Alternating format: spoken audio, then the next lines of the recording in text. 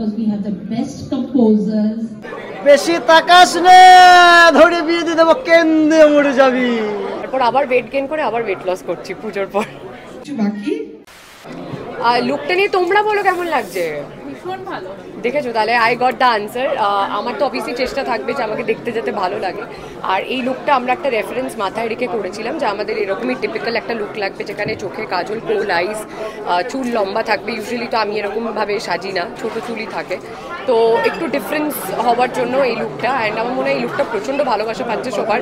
Personally আমাকে অনেকে tweet করেছে, টেক্সট করেছে, হোয়াটসঅ্যাপ করেছে, আমাদের ইন্ডাস্ট্রির অনেক কালিগস যাদের খুব ভালো লেগেছে লুকটা। So I think fingers are crossed. জীবনে না ভাবতেও পারিনি যে আমাকে যখন অ্যাকচুয়ালি নিউ মার্কেটটা আমি জানতাম, আমি মেন্টালি প্রিপেয়ার ছিলাম। অ্যান্ড ওখানে এত ভালো ক্রাউড ছিল যারা কনস্ট্যান্টলি নাবা থেকেই এত সুন্দর চিল্লাচ্ছিল, চিয়ার করছিল, তারা ইনফ্যাক্ট অলমোস্ট নেচে ফেলছিল প্রায়। বাট বৃষ্টিটা আই থিঙ্ক অনেকটা লোককে একটু ব্যাকফুটে ঠেলেছিল, but still we had a lot of crowd, যেটা আমরা দেখেছি। অ্যান্ড মানুষ খুব এনজয় করছিল, কারণ বহুরূপী যা প্রথমবার কলকাতায় এসে পারফর্ম করছে ওদের আফতারে, ওদের লুকে, সেটা একটা বড় চমক ছিল। আর তারপর আমি যখন নাচছিলাম তখন আমি অনেক সিটি শুনতে পেরেছি, অনেক কোশানি ব্যাপারটা শুনতে পেরেছি। আই থিঙ্ক একটা আইটেম সং লঞ্চ করলে ওই এনার্জিটা দরকার, অ্যান্ড গানটায় সেই এনার্জি আছে, দর্শকের মধ্যে সেই এনার্জি আছে। So I think it is going to be a hit. খাবো, এখন খাচ্ছি না, পুজোর জন্য খাবো, অবভিয়াসলি ঘুরবো। নতুন জামা কাপড় তো কেনার টাইম পাইনি, বাট যা যা পেয়েছি সব বানাতে দিয়ে দিয়েছি। সো নতুন জামা পরছি, প্যান্ডেলে ঘুরছি, ফুচকা খাচ্ছি ডেফিনেটলি, বিরিয়ানি খাচ্ছি, বাঙালি খাবার খাচ্ছি, আর তারপর আবার ওয়েট গেইন করে আবার ওয়েট লস করছি পুজোর পর। চেষ্টা করেছি যে নতুন ধরনের গান নিয়ে আসবার জন্য, এবং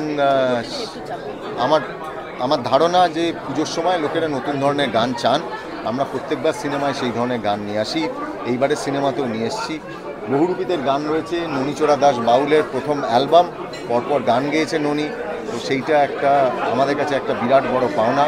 এবং পশ্চিমবঙ্গের ফিল্ম ইন্ডাস্ট্রি এবং আমাদের যে সঙ্গীত মহল রয়েছে তাদের কাছেও একটা বড় জিনিস যে আজকে প্রথম বহুরূপী শিল্পী হিসেবে তার প্লেব্যাক গান আজকে মিউজিকে পাওয়া যাবে বহুরূপী সিনেমায়। আর একটা বড় জিনিস হচ্ছে যে ননীর গান এতটাই আমাদের কাছে বড় হয়ে দাঁড়িয়েছে যে সেই অ্যালবাম অ্যাডভান্সে তার রাইটস বিক্রি হয়ে গেছে, এবং জাংলি মিউজিক বহুরূপী, আমার বস এবং উইন্ডোজের আগামী যে দুটি সিনেমা আছে তার আগাম সত্ত্ব তারা কিনে নিয়েছে রেকর্ড প্রাইসে। সেটা বাংলা ফিল্ম ইন্ডাস্ট্রির জন্য একটা বিরাট ঘটনা। প্রতি বছরের মতো এবছরের পুজোতে এতগুলো ছবি রিলিজ, তার মধ্যে তোমার কি মনে হয় বহুরূপী কতটা দর্শকদের মনে জায়গা করে নেবে? বহুরূপী মানুষকে আনন্দ দেবে, কতটা কি করবে সেটা তো কেউ বলতে পারবে না। মানুষের মনকে আনন্দ দেবে, চেষ্টা করব মানুষের মুখে হাসি আনবার। লোকেরা যাবে, এনজয় করবে, বাড়ির সকলকে নিয়ে যাবেন।